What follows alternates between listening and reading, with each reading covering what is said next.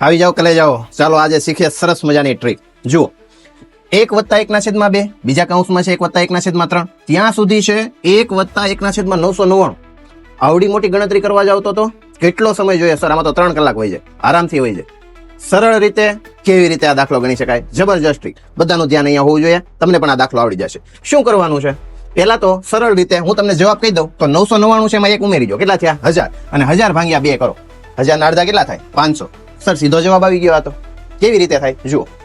ચાલો, 2 × 2, 2 ને 1 3, ગુણાકાર અને સરવાળો. ચાલો, કેટલો જવાબ આવ્યો? 3/2 આવ્યો.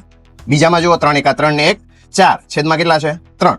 ચાલો, 4 × 4 વત્તા 1 કેટલા થઈ ગયા? 5/4. આવી જ રીતે છેલ્લું પદ શું આવશે? 999 વત્તા 1 એટલે કેટલા થાય? 1000. અને છેદમાં કેટલા આવશે?